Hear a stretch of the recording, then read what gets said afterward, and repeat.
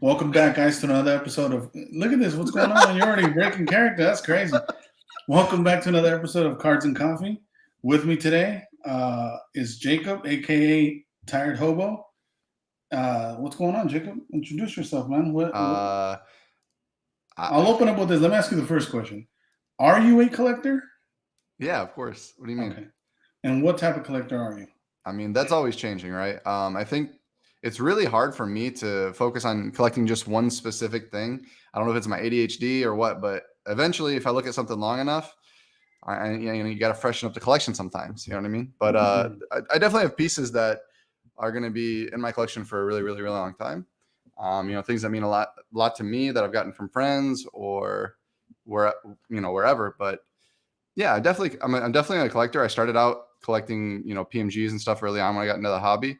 And at the time I was like, sketches are not for me. And, it's weird because now I'm all about sketches. So I don't know. Always changing. Yeah, and that's what I was. One of the questions I had for you is, how has your collecting changed from when you first started? So besides you adding sketches onto your collection, for those who don't know, you also have double dabbled a little bit into the original art, right? Is that fair to Yeah. Yeah. say? Yeah. I mean, for sure. Yeah. Definitely have been leveling up, I guess we'll say, things that mean more to me. Do I want a piece of cardboard that's numbered out of a 99 or 100 or 25?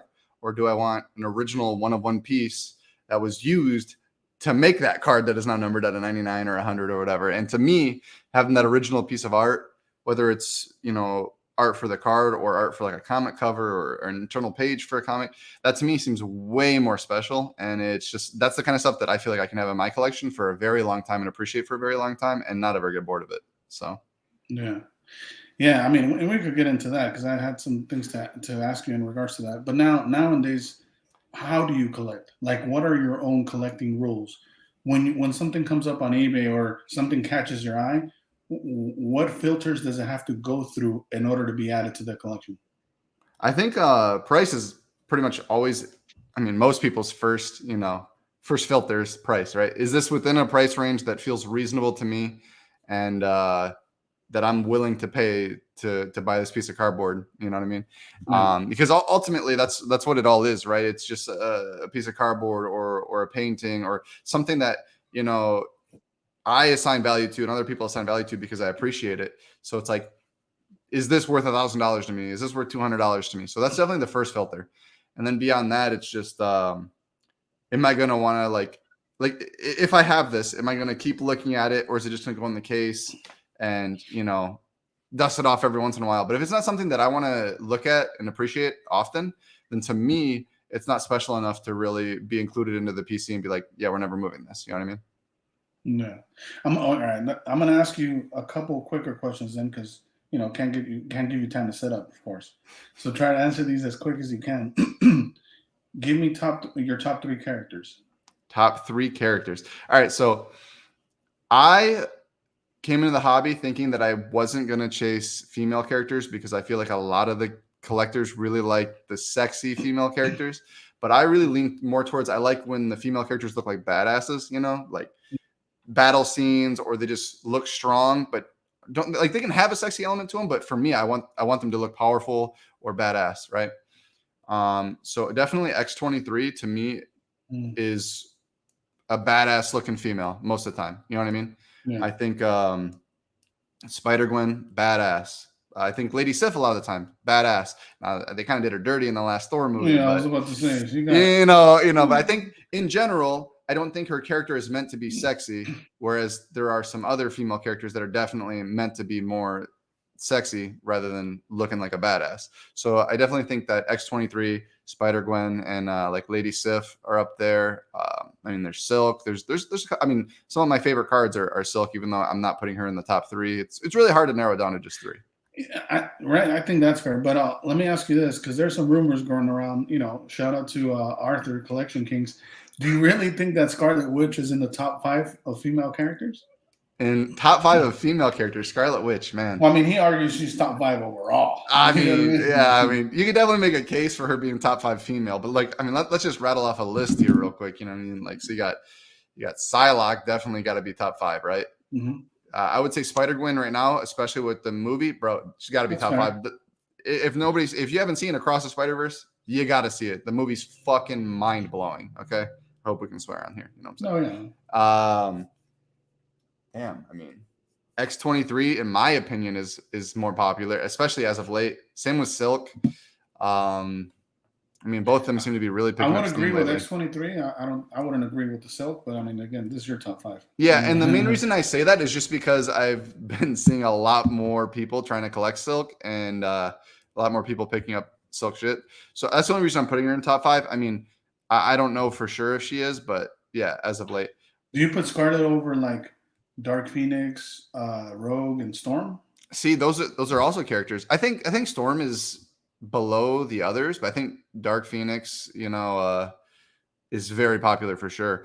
There's a lot of characters that I feel like are all in the realm of same popularity. So it's really hard to say one or the other. I mean, you can make an argument for Scarlet Witch being top 5, but in the end, I think the top 5, it only matters if they're top 5 to you, if you're the one collecting them. You know what I mean? It doesn't matter what other people think about your top 5. It comes down to what you like to collect. When I first started collecting X-23, I came into the hobby collecting Spider-Gwen, Ghost Spider, and then I saw, damn, a lot of people like this character. Prices are crazy. What else can I collect? So I was like looking at X-23. I was like, she looks like a badass. I'm not really a Wolverine fan, but X-23 for some reason, way more badass to me. And at the time, I really only knew of one personally that was like a big X-23 collector, and he was mostly on sketches. Shout out Ronus. And so I was like, I'll try to collect some X-23 shit. And I started getting X-23 shit. And now it's like, damn, where all these X-23 collectors coming out of the woodworks from? You know what I mean? It's like, shout out to Retro. Retro's another X-23 collector. Yeah, it's like, damn, this shit's starting to be more competition again. So I don't know. It's definitely whatever you like to collect is what you like to collect. But yeah, my top 5 is definitely got to be like Silk, Spider-Gwen, Psylocke. I think I could put Scarlet Witch in my top 5. That's X-23, fair. yeah. No, I mean. And what are your top 3 artists? Top 3 artists? Man, I mean, I'm a Bianchi fanboy, so that's obviously number 1 for me. Like, I mean, for sure, I'm buying Bianchi paintings, that hopefully I get to show off eventually. I did the Bianchi meetup at New York Comic Con, so like, yeah, I mean, that's a no-brainer. After that, shoot, man, it's like, I mean, our Instagram chat, we're the Palumbo fan club, aren't we? That's I'll plead the 5th. That's a hard pass. I'm asking you, and by the way, that's just allegedly we have a group called that. But allegedly, what are your top 3 artists, man? So Bianchi's one, Palumbo's another one for you. I mean, if we're talking specifically for cards, specifically for cards, I actually think that. So a lot of people really like Joe Jusko, and I understand why a lot of people like Joe. I mean, they have the nostalgia, the history. The man came from '92 doing that set, and then doing 2016. Joe Jusko, some of his art I really like it, and some of it I don't like as much. Whereas if I look at Bianchi's stuff, for me, all that stuff for the most part, I mean, there's a couple duds, were some bangers in 2018, and then with 2020 Palumbo, same thing where I feel like there's some really really nice ones, and then a lot that they just don't do it for me. I mean, they're still nice art, but like one of my favorite cards is a Palumbo art, so I feel like I had to put him top 3. And then actually, even though I don't really like most of the 90s sets, I think it's probably the Hildebrands. They had some really nice art in that set. So yeah, you have a wild take with that. For those who don't know, like Jacob thinks that most of the 90 sets are trash as far as art. You know what? Throw that out. No, throw it out. Peach Momoko is number 3, dude. Fuck the Hildebrands, man. We're gonna go all modern. Peach Momoko. I mean, Marvel Anime. She did phenomenal art there. It's a different style, unique take. So we're gonna go with that. Those are all facts. It is a unique take. But we could all, if you also were to consider, sketch artists and stuff like that. I mean, I really like Anthony Tan's sketches. So, I mean, he's definitely top 3 for me if we're considering sketch artists. So yeah. Nice. Okay, and what are your top 3 sets personally? Top 3 sets? Definitely 2016 Marvel Gems is one that I really, really appreciate, but mainly because I think the foiling on the parallels for the base cards in that set are crazy. A lot of people really like the exquisites from that set, which was technically like a separate tech list, but it came in the same box. And people are going nuts for the exquisites. But I really, really like the parallels for the topaz, the sapphire, and the rubies in that set. I think they're crazy. They look beautiful in hand. I mean, better than PMGs in my opinion. Second set would probably have to be 2018 probably. And then honestly, I don't think anything else really comes close to those two. Like I think like maybe just two sets. It's hard for me to rationalize another. You don't have a third? Mm, I mean, I'll say just from outside looking in your collection, one of the two I think I would have thought you would have mentioned was either 2019 Marvel Flair, since you like the Lucky Eights and the Lucky 88s. Oh, and the other one I thought you'd mention would be one of the retro sets, since you So enjoy if PMGs. if we're gonna look at the Flair set, I feel like the Lucky Eights and some of the Flairiums are about all I liked from that set. Like if I'm thinking what are my favorite sets and I'm looking at the set as a whole, Totemic Teams, bro, kill that set instantly. You know what I mean? Like I'm sorry, like that killed Flair for me, bro. Like No, whoever did the Totemics needs a raise. yeah, totally. And then when we look at like the retro sets, I mean, honestly, if you would have asked me when I first got in the hobby what my favorite sets were, yeah, probably would have been 2013, 2015 retro and Flair Ultra Spider-Man. Like, because that's what I was chasing was PMGs. But as my tastes have changed, yeah, it just doesn't do it for me anymore. I still like Flair Ultra Spider-Man, like the rainbow foils, the rainbow web foils, the just the stock looks great. The sketch stock looks great. Like, I mean, that set looks really, really fucking gorgeous. But yeah, I mean, I think the draw for most people for that set is PMGs. And that just doesn't do it for me as much anymore. I mean, I do have a couple nice PMGs still from the set, but it's just not the same for me anymore. Now, another thing that for those that don't know, you used to be into sports cards as well, right? At one point when you entered the hobby, what made you pick Marvel out of all the other IPs? Like you could have gone after Pokemon, Yu-Gi-Oh, Magic the Gathering. You being a Magic player to begin with. Yeah, I mean, I've been in Magic the Gathering since I was 9 years old. You know, I've been playing the game for 20 years now. Played on the Pro Tour. I mean, it's something I played competitively for years. I collected it for years. I mean, to be fair with Magic the Gathering, I feel like Wizards is trying to kill the game any chance they have. Outside of I should be more specific. They're trying to kill the competitive aspect of the game. Like the casual audience has probably never been better than it is now with EDH and all that stuff. But for those who play Magic, they know what that is. But when I came from sports, I only got into sports during COVID because I saw an opportunity to be able to pay my monthly rent by sleeping in a Target parking lot and being a flipper. Now, obviously, a lot of people didn't like that, but I also had no other way to pay my rent. So that's what I did during COVID. After COVID, I got a job. After the lockdown ended, I got a job and moved down to Austin, Texas. And I was like, wow, I don't need to flip sports cards anymore.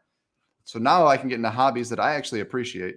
And growing up, I liked comics. I really liked the Marvel movies, especially the animated ones with the Into the Spider-Verse movies. Those are phenomenal.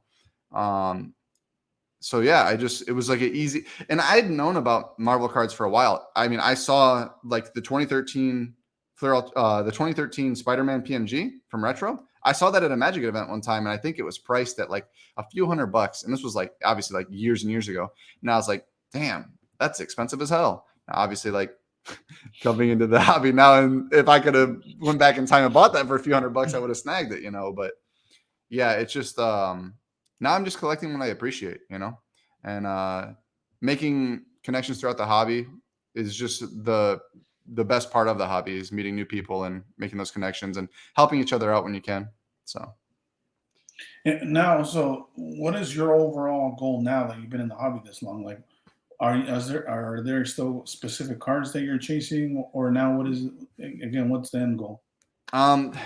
Definitely. So when I got in, at first I was just I had a little bit of extra cash and I was just kind of grabbing whatever caught my eye and whatever. I was like, oh, that seems cheap. Everyone's going for these PMGs that are $900. What if I grab, this speckle for $50 or something that's also numbered out at 99? And I think they look cool. So I was just grabbing whatever, right? Now I'm trying to consolidate down mainly because I just have too much shit. Like, too much shit. Shit's laying all over the place. Too much. So I'm trying to consolidate down into what basically fits into a Zion case and not have to have cards anywhere else. You know what I mean? I mean, I still have sports cards. Like when I was sleeping in parking lots and getting waxed to flip. Well, sometimes I would also rip some shit for fun. So I just got piles of random sports base and stuff that I need to just drop off at a hobby shop and be like, here, give me like $50 for this or something, because I got like a ton. But yeah, I'm just trying to consolidate down, move the fluff, get into stuff I really appreciate.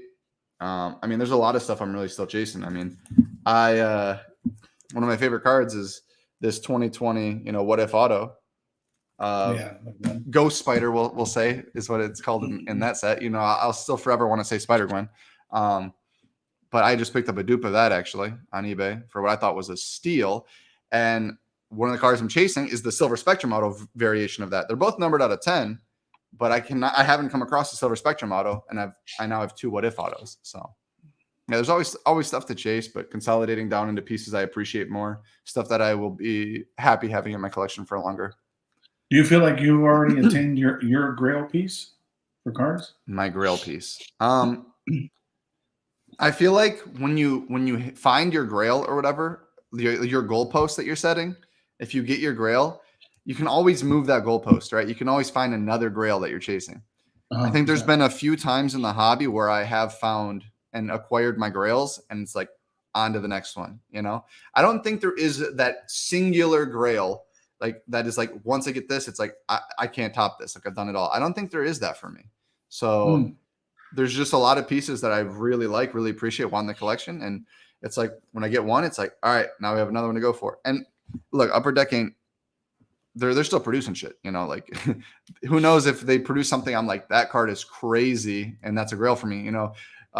For instance, the Platinum Portraits. I know some people really like that Venom Platinum Portrait. For me, it didn't do it, but for some people, that was a grail, So yeah, I mean, there's always going to be new stuff to chase.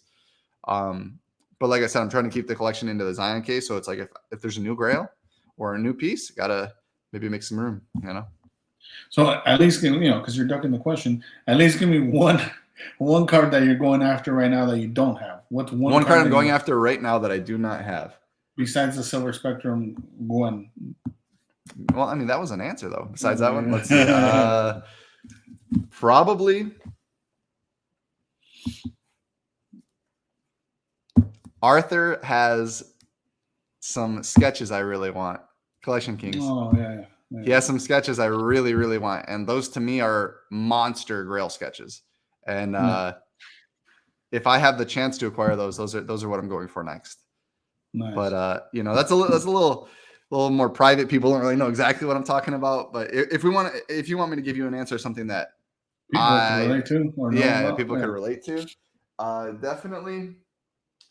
For a long time, it was the X23 Kaleidoscope, and I had like 3 slip through my fingers. Like I missed it on auction, or somebody bought it for more than I thought it would be worth, and so I missed that. So that would have definitely been my answer at one point.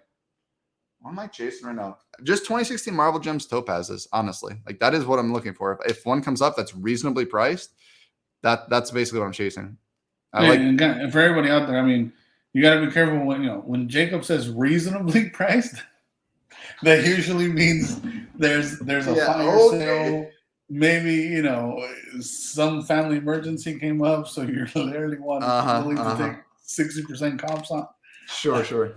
No, I mean, there's just been some really strong sales on some topazes recently that I'm like, I'm not going to pay that, and I don't think many other people will pay that. So if another is listed, one sold for this high price, but if another's listed, maybe I'm able to scoop it up for less. I mean, because it's more than I think. I can't really say that it's worth, but it's more than I'm willing to pay for it. That's right. What's it called? All right. So one of the last ones I wanted to ask you is I before the show started, I asked you to get 3 cards that you would like to share. Sure. And if for whatever reason you could only leave the house with those 3 cards, what are they, man? Show them to us in any order you want. All right. So the one I showed already, this Spider Gwen Ghost Spider What If auto from 2020 MM. Yeah. This was one of the first big cards that I purchased, and like after the whole PMG craze that I was into, and I saw this, and I just thought the art was incredible. I mean, Palumbo, I think, did an amazing job. Just the pose, like swinging from the buildings, and it's like almost like you're looking at her from the ground as she's swinging above you. I think that looks crazy. So that was I messaged somebody on EPAC and was able to acquire that from somebody on EPAC, and at the time I thought it was a lot of money, but I was super happy to pick it up. The next two pieces that I'm going to show, speaking of Marble Gems Topaz, this is a Topaz Silk. Okay. This is the Omega. It's numbered 10 out of 10. I got this from a homie in the hobby for sure. I mean, it also came with, it was a big deal. I got a green silk PMG. When we're talking about grails, these are things that when I first got in the hobby, I was like, these are crazy. And I was like, I'm never going to be able to acquire those. And then I did, and the homie hooked me up, let me have a chance to acquire these. And so shout out to who hooked you up? Marble Silk Collector for sure. I mean, yeah, nice. He definitely hooked it up. I mean, anybody that knows who he is doesn't take, too much to put two and two together to figure out where those come from. You know what I mean? Yeah. Because I mean, it's not like you can just find greens and topazes everywhere. And then the last piece is, like I said, I like X23. It's a sketch of X23 by Warren Martinek on X-Men stock, which is from Rittenhouse. Yeah, I don't know. Just for some reason, like talking about them looking badass, she looks super badass to me. There's actual blood. Like they don't put blood on sketches anymore. Upper Deck won't allow that shit, it seems like. So I don't know. She just looks like a badass to me. So that's why I really like this one. And a homie hooked me up with this one too, because I led them to acquiring a huge collection of sketches from another collector, and he was like, "Hey, you wanted this piece? Like, here you go." You know what I mean? So that was nice. And then some honorable mentions. I got 2 honorable mentions. These are both some Norvian Basio sketches. Is that how you say his first name? But yeah, Basio sketches from 2018 MM. Picked these up in a trade from a homie as well. Yeah. So like I said, I've been appreciating sketches a lot more lately. They just seem more special to me, even though there's 50,000 Marvel sketches out there. It's finding the quality is where it becomes difficult. Yeah, especially when you, like, to your point, once you've been in the hobby not long enough to see some of the good stuff that's out there, it raises, even if it's subconsciously, it raises your own standard. Yeah, it raises the bar for sure. Yeah. When you look at somebody like F Booth's collection, I mean, it's like this is possible. It's like, damn. Well, it was possible when he yeah, for sure, right? It was possible. Yeah.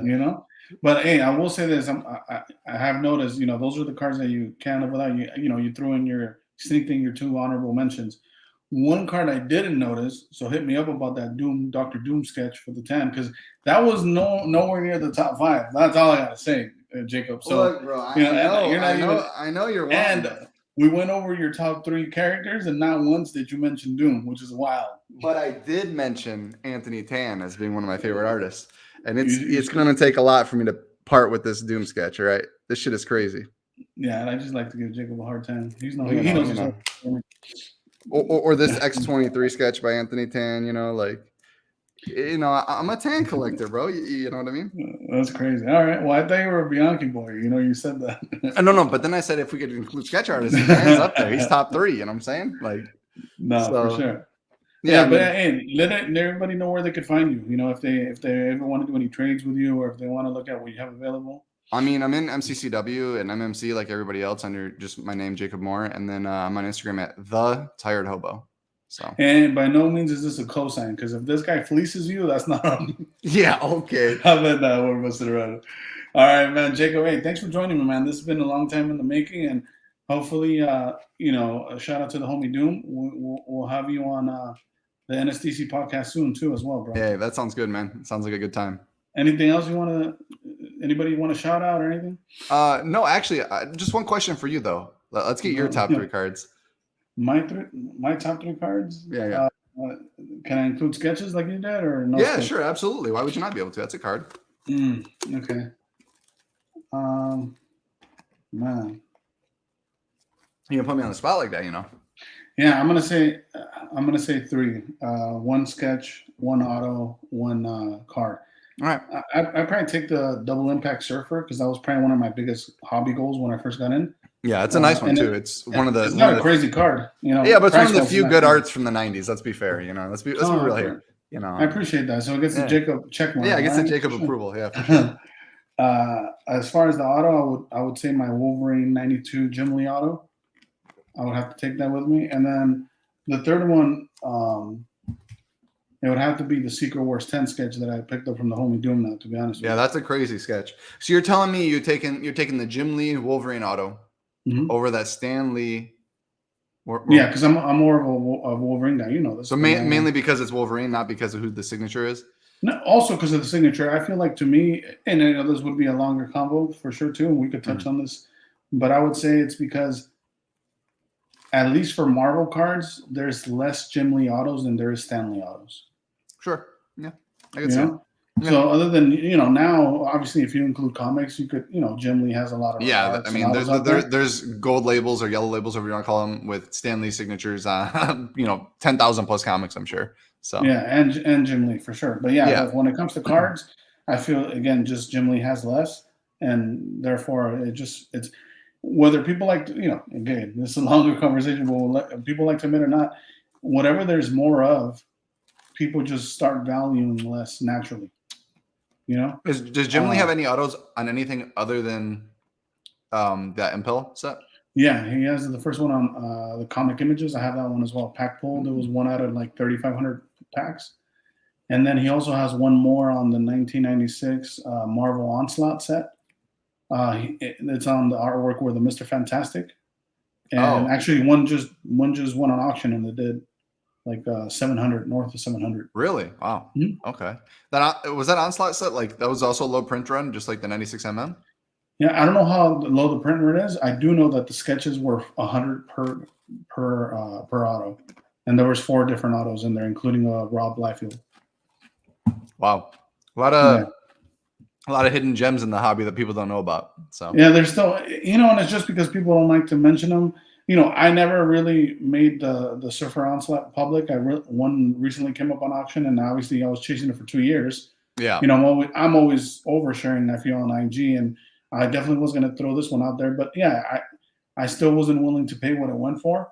But shout yeah. out to whoever picked it up. It's a great card. I mean, Congratulations. and it's crazy to show like how people value that. You know what I mean? Like, because it wasn't just you that wanted it or the guy that won Mhm. it. There was at least one other person that was willing to go that much higher than you, which I is think it was like it's like crazy. 4 or 5 people. Was it really? Wow. Mhm. Yeah, that's crazy. But yeah, man, great talk. Thanks Man, for you having too, me. Jacob. Man, no, thanks for joining me, man. And other than that, thanks again for joining us, and we'll see you guys next time. Sounds good.